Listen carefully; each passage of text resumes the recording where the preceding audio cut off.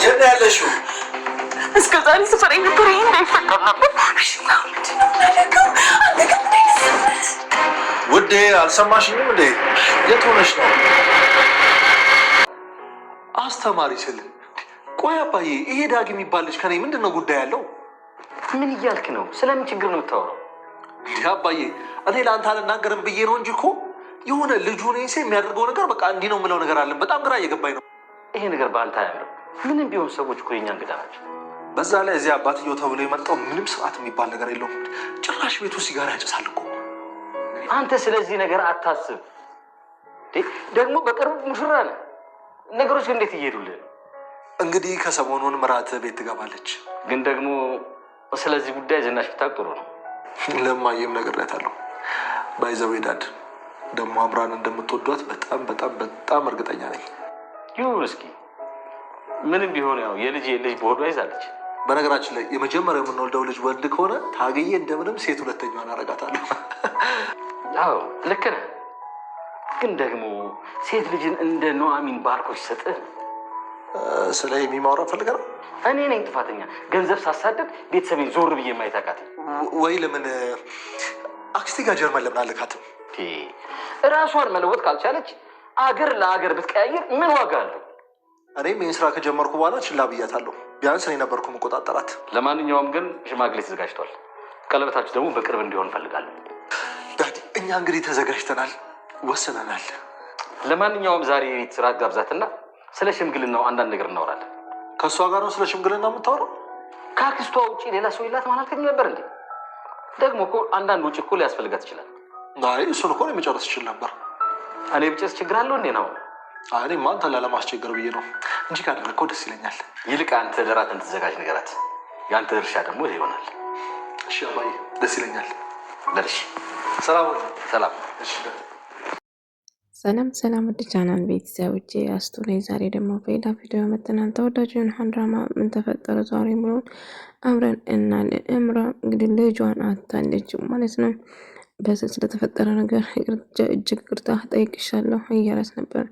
ውጣልኝ ላይ ካልፈልግም እኔ ውጣልኝ እያለች እኔን ታስወጣው ነበር።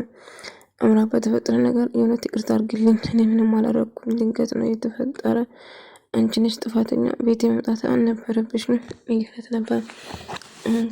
ከአንተ ጋር ማውራበት አቅም የለኝም፣ እኔ እባክህ ውጣልኝ፣ ብቻዬን መሆን ፈልጋለሁ እያለችው ነበር። እንዴት ነው ብቻሽን ጥዬሽ የምሄደው? ማዕዝ እንዳለሽ እኮ ማንም ሰው አያውቅም እያላት ነበር። ሄድልኝ አልኩ አይደለም እንዴ? እሺ እሄዳለሁ፣ ግን ደህና መሆንሽን ማረጋገጥ አለብኝ እያላት ነበር። በቃ ተወኝ፣ እኔ ብቻዬን መሆን ፈልጋለሁ፣ ወይኔ ኧረ እያዞረኝ ነው እያለችው ነበር። ውጣልኝ፣ የተረገምኩ ህይወት የነበረች ልጄን ማሳጣኝ፣ ቆይን ከኔ ምንድነው የምትፈልገው እያለችው ነበር። ነገር ግን ምን እባክሽ ተረጋጊ እያላት ነበር። ዝናሽ እንግዲህ የድሮ ባሏ እያስጨነቃት ነበር። እባክህ ፖሊስ ደውዬ ሳልጠራ በፊት ከቤቴ ለቃ ውጣልኝ እያለችው ነበር። እኔ የትም አልሄድም፣ ምንድነው እስቲ ንገረኝ እያለ ነበር። በቃ አልፈልግም፣ አሁን በዶክተር ቆይ ትንሽ አታፍርም? እንዴት እዚህ ትሆናለች እያለች ታናግረው። ነገር ግን እሱ እዚህ መሆን እንደምፈልገው ደጋግሞ እየነገራት ነበር ማለት ነው። ዳጊ አባት እንግዲህ መቼም ጥዬሽ አልሄድም፣ እኔ ሁሉ ፍቅሬን ማስመለስ ነው የምፈልገው፣ እሱ እንደማረገር እመነኝ፣ እኔ ዝናሽ አይደለሁም፣ ደውዬ ካላስጠቀፈልኩ ፖሊስን እጠራብሃለሁ እያለችው ነበር። እንደውም ጥሪ አልወጣም እያላት ነበር። ምን አይነት ፈጣጣ ነው አንተ ታሳፍራለህ እያላት ነበር። አዎ አልወጣም፣ እስቲ ከወጣም ጉድሽን ዘርግፌ ነው እንጂ ዝም ብዬ አልወጣም እያላት ነበር። ዝና እንጂ በጣም ተጨንቃ በጣም ፈርታ ነበር። እኔም ደግሞ እሺ እሄዳለሁ፣ በቃ ተረጋጊ፣ ለማንኛውም ቤት ላድርስሽና እሄዳለሁ እያላት ነበር። ቤት እንድታደርሰኝ አልፈልግም፣ በቃ ራቄን ብያለሁ አይደል ስትል፣ ወይኔ እያዞረኝ ነው ስትል እንደምስላለስሽ ነው፣ ተረጋጊ ብሎ እያረጋጋት ነበር። ኤምራን ግን ልጇ ስላጣችው በጣም ተናዳች፣ በጣም ተበሳጭታ ነበር። ቆይ እኔ ምን አድርጌ ነው ፍቅር? ቆይ የራሳችን ህይወት ለማሻሻል ነበር ስለፋ ነበር አንድ ልንድ ነው ቢ ይህንን ምን በድዬ ነው ጭራሹ ልጄን ያሳጣኝ እያለችው፣ አሁን ደግሞ የምታስፈራራኝበት ምክንያት አገኝ አይደለ እያለችው ነበር። አይ በጭራሽ ላስፈራራሽ ፈልጌ አይደለም። ለማንኛውም በዚህ ሰዓት ጋር አይወራም፣ ሌላ ጊዜ እናወራበታለን። አሁን ወደ ቤት ስላደርስ እያለ አሁን እንዳጋጣሚ የደውልና ሽማግሌዎቹን እንደምላክ እየነገራት ነበር። እሺ ብላ ደስታ ድምፅሽ ምን ሆነሽ ነው? ጉንፋን ይዞኝ ነው እንጂ ደህና ነኝ እያለችው ነበር። ነገር ግን እኔ እንግዲህ ምንም ያደረግሽን ነገር የለም፣ በቃ የተፈጠረው ነገር በልጅሽ ምክንያት ይቅርታ እያለ ደጋግሞ ይቅርታ ብጠይቅም ነገር ግን እምራ በጣም ከፍታና በጣም እያለቀሰች ነበር። እንባዋ አይኖቿ ሞልቶ ነበር። ምክንያቱም ለናሁም መናገር አልፈለገችም። ሽማግሌ ናሁም መግባት እንዲቅስ ናሁን ለመግባት ነበር እናማ፣ ነገር ግን ልጁ እንደወረደበት አላወቀም እሱ ማለት ነው። እንግዲህ ዳግም ደግሞ ናሆሚ እንግዲህ ለማስተማር እንግዲህ አብሮ ይሆናል እንደዚህ ይናል ፈካክታሽ እያለ ሳውራት ነበር። ናሆሚ እጅግ በጣም ደስተኛ ሆና ስራውን በስርዓት ጀመረች ማለት ነው። እንዲህ ሰዓት ስራ ትገባለን ሰዓቱን አይታል እያለችው በር ማንኳኳት እንዳለባት እየተቆጣችው ነበር። ይገርማል ይሁን እያለ ሳውራ ነበር። እሷም ደስተኛ ሆና ትምህርቷን እንደምትፈልግና እንዲሁም ጎበዝ እንደሆነ ስታወራ ነበር። ዛሬ ደግሞ ናሆሚ በጣም አምሮባታል ስታምር እና እያለችው ነበር። እሱም ከሷ ግን መሆን ይፈልግ ነበር። ዳጊ እንግዲህ በጣም ይወዳታል። እንግዲህ ትምህርታችንን ለመጀመር የሚያስፈልጉን ነገር መጀመር እንችላለን እያለችው ነበር። እናም እንደውም ምሳ ወይ እራት አብረን እንብላ እያለት ነበር። አየኔ ምሳ ቋጥረን መጣው ውጭ መብላት አልፈልግም ደሞዜ ትንሽ ነው እያለች ስትቀልድበት ነበር ማለት ነው። ሆኖም ግን ከአንቺ ጋር ስለሆንኩ ደስተኛ ነኝ፣ በቃ እሺ ወደ ስራችን እንግባ፣ ጎበዝ ተማሪ እንደምትሆኝ አልጠራጠርም እያለ አቶ ልኩም ደግሞ ቤት ድረስ እየመጣን ተሰማን ለመጠየቅ እንግዲህ ተሰማን ለመጠየቅ ሲመጣ ተሰማ ደህና እንደሆነና ከሱ ጋር እንደማወራ ይፈልግ ነበር። እንዲሁም ውጭ ሄዶ እንደምታከምለት እንደተስተካከለለት እየነገረው ነበር። እህቱ የአቶ ልቁ እህት እዛ እንዳለች እና እሷ እንደምትንከባከበው ትነግረዋለች። ያንተን እውነታ እንዴት አድርጌ ብቻ ከፍዬ እንደምጨርሱ አላውቅም፣ ሁሉ ሰላም ነው፣ ማንም የለም እንደ ቤትትን ገኒ ወደ ገባ ወጣ ነው ኤደን ግን ጠዋት ወጣ ማታ ነው የምትገባ እንደ ጉርምሳ አንዳንድ ቀን ሰክራ ምን እየሰራች እንደሆነ ታዲያ ለምን አልነገርከኝም? አንድ አነሳለ ስራ ፈልግለታለሁ እኮ እያ ነበር።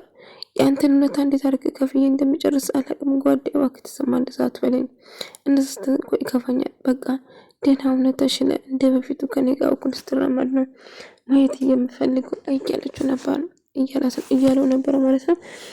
እንግዲህ ስራ ከስራው ቡና ፍልታለት ነው ነቃነቃ ለማድረግ ነው። ቡና ፍለቆ አንቺ ስንት ቦታ ነው የምትታይ እያላት ነበር። እና ቡና እንዴት ነው ብላ ከሰጣች በኋላ ቆንጆ ነው ምንም አይልም፣ አረ ደሳ ነው እና ከዛ ወደ ስራ አንዳንድ ቀን እንደዚህ አይነት ፈገግታ ከየት ነበር እስከ ዛሬ የት ነበር እያለ ስጠይቃት ነበር። እና ሁሉም ሰው ደስተኛ ሆኖ ስራውን እየሰራ ነው ማለት ነው። እንግዲህ ከኔ ጋር ስለምትሰሪ ደስተኛ ነኝ እያላት ነበር። እሷም ደግሞ አመሰግናለሁ ለማንኛውም መሄድ አለብኝ አለችው ነበር። ነገር ግን እንግዲህ ከእሱ ጋር ከአንተ ጋር በመሆን ጎበዝ ትምህርት ጀምራለሁ ዳጊ ማቆላም ጀምርሻል እንደ እያላት ነበር። አይ ዳጊ ማለት ነው ጎበዝ አስተማሪ እንደሚሆን አልጠራጠርም እያለችው ነበር። እንደዛ ከሆነ ጥሩ ነው፣ ጥሩ ጎበዝ እንደምትሆኝ አልጠራጠርም ያለበት እንግዲህ እምራን ደግሞ ወደ ቤት አደረሳት ማለት ነው። ቤት ደርሰሻል በቃ መውረድ ትቻለሽ እያለችው ያላት ነበር። አሁን እየሰደበችና በሌላ ደረሰ አንተ ላይ እንድደርስ ነው የምፈልገው፣ ህይወቴን በጥብጠኛል እያለችው ነበር። በተፈጠረ ነገር ይቅርታ እየጠየቃት ነበር። ነገር ግን እጅግ በጣም ተናዳ ለማንኛውም ያለውን ነገር እንሸፍንልሻለሁ፣ እንግዲህ የዶክተሩ ነገር እኔ ያናግርልሻለሁ እያላት ነበር። እንደ መጨረሻ አይልቁንስ ቶሎ ተጋብተሽ ለመፋታት ብታስቢ ይሻልሻል እያላት ነበር። በጥፊ ትላለች ተናዳ ማለት ነው። ምክንያቱም አሁን ገና ልጇ ከመውረዳ እሱ የሚያስበው ሌላ ነገር ነው ማለት ነው። ውይ እኔ በጣም ታፈሳለች ተሳፍ እንዳንተነ ጨካኝና አረመኔ አይቻለቅም እየረስጨው ነበር። በመጨረሻ ዳግና ይገናኛሉ ማለት ነው። ከዛ ጥሩ መልስ አይመላለስም እና እሱም ደግሞ ወዛ ድረስ እስከ መቼ ነው የምትቆይ? አባቴስ ለምን ቤት ተከራይተ አትወጡም እያለ እንደውም አንተም እንድትወጣ ፈልጋለሁ እያለው ነበር። ስለምን እንደምታወራው አላውቅም ትሰማኛለህ እያለ እንደውም ቆይ አንተ ትሰራለህ አይደል እንዴ? ለምን ቤት ተከራይተ የማታወጣ ቤተሰብ ላይ የምትቀመጥ እያለ ነበር። መስመር ላትልፋ የምትናገረው ነገር እያሰብክ እኔ ከአንተ ጋር ለመስማማት እየሞከርኩ ነው። ጥልጥል እያለክ ነው። ችግሩ ምንድን ነው? ከኔ ጋር የመፎካከር እያለ ነበር። እኔ ከአንተ ጋር አልተፎካከርኩም፣ ግን ያልኩት ነገር እውነት አይደለ እንደ እያለው ነበር። ነገር ግን አሁን በዳጊ እጅግ በጣም ይናደዳል። በጭራሽ አይስማሙ። የዳጊ አባት ደግሞ ተደብቆ እያዳመጠው ነበር ምን እንደሚያወሩ ማለት ነው። የዳጊ አባት እጅግ በጣም አደገኛ ይመስለኛል በነገራችን ላይ ማለት ነው። እንግዲህ ልክ ዳጊ ሲወጣ አባዬ ምን ትሰራለህ እዚህ ብሎ ስጠይቀው ልጄ እንዳጋጣሚ እኮ የምሰራበት ቦታ ለማየት ነው የመጣው እያሉ ነበር። አሁን ግን እጅግ በጣም ተመሳጨ። ምክንያቱም ዳጊ የሚያናግረው ንግግር በጣም ያስጠላ ነበር። በዛ የተነሳ ተናዶ ነበር። አባዬ እባክህ እንሂድ ብሎ ዳጊ ይዞ አባዬ ወደ ሌላ ካፌ ይዘውድና ምግብ ይጋብዛል። ከዛ አባዬ እባክህ እዚህ የመጣ ትረብሸኝ፣ በቃ እኔ ልሰራበት ማየት ከፈለክ ሌላ ጊዜ ታያለ እያለው ነበር። እምራና ናሁም ይገናኛሉ ማለት ነው። ናሁም እንግዲህ ሴት ብትኖር ወንድ ብትኖር ልጁ እያወራ ነበር። እምራ ግን ስለዚህ ጉዳይ ማውራት አትፈልግም ነበር። ምክንያቱም ልጇ እንደወረደባት ለናሁም አላወቅም ማለት ነው። ድጋሚ ለማርገዝ ትሞክራለች፣ ግን በጣም ፈርታ ስትጨነቅ ወደ ቤት ሸኛን፣ እባክህ ወደ ቤት መሄድ ፈልጋለሁ እያለች ቆይ ምን ሆነሽ ነው? ፊትሽ ልክ እኮ አይደለም፣ የተፈጠረ ነገር አለ እያላት ነበር። አይ ምንም የተፈጠረ ነገር የለም፣ ግን ወደ ቤት መሄድ ፈልጌ ነው እያለችው ነበር። እሺ በቃ ቤት ደርስሻለሁ፣ ግን ደህና ነሽ አይደለ እያለት ነበር። አዎ ደህና ነኝ፣ ግን ወደ ቤት እንድታደርሰን ብቻ ነው የምፈልገው እያለ ነበር። ዳጊ ለምን ከኔ ጋር አትበላም? አባዬ ጨርሰሃል እኮ እያለ ነበር። ለማንኛውም ቤት እከራይልሃለሁ፣ ከዛ ቤት ትወጣለህ እያለ ነበር። እሱ ግን ዝናሽን ለማራቅ አይፈልግም ማለት ነው። አባዬ እባክህ የምትናገረው ነገር አስብ። እሷ እኮ ባለትዳር ነች፣ እሷ እኮ አትፈልገንም፣ እንዴት እንደዚህ ትላለህ?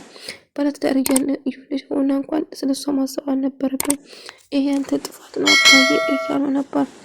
ሆኖም ግን ቤቱን ካገኘን ወደዛ አካባቢ ጠጋ ብለህ ፈልግልን እየው አባዬ እባክህን ተሆነ አትበሳጭልን፣ አታስብም እንዴ? እሺ በቃ ልጅ ተረጋጋ እያለ ነበር። እንግዲህ ናሁምና አቶ ልኩን አንድ ላይ እንደ ልጅ ነው ማሽ እያለች ሳወራ ነበር። እንደም የአባት ሕክምና በቅርቡ ወደ ውጭ ሄዶ እንደምታከም አስተካክሎ እንደጨረሰ ነገራት። የእውነት ምን እንደምለው አላውቅም ጋሺ፣ በጣም አመሰግናለሁ ለኔ ዋልክልኝ ውለታ መቼም ቢሆን አረሳም እያለችው ነበር። አይ ልጄ ምንም ያደርጉልሽ ነገር የለም፣ ግን ለውለታ አትቁጥሪ፣ አንቺ ምን አባትሽን ከዚህ በላይ ይገባቸዋል እያለ ነበር። ስለ ሁሉ ነገር ከልብ አመሰግናለሁ ላደረግልኝ ነገር መቼም አረሳው እያለችው ነበር። እና በመጨረሻ ናሁም ደግሞ ያግኝተው እምራ እራት ቤት እንዲጋብዛትና ሽማግሌና ከመላክ እንደሚችል እየነገረ ነበር። እንደውም ስለ ዳጊ ደስ የማይለኝ ነገር አለ፣ አባዬ ችግራቸው ምን እንደሆነ እየጠየቀ ነበር። ናሁም እባክህ እንደዛ ነገር አታውቅ፣ እንግዳ ናቸው እኮ እነሱ እያለ ነበር። ለማንኛውም እምራ እራት እያጋ ልትጋበዝ ጥራት ይሄን ነው፣ ሽማግሌው ነገ እንጨርሳለን እያለ ነበር። አባዬ ስለ ሁሉ ነገር አመሰግናለሁ እያለ ነው።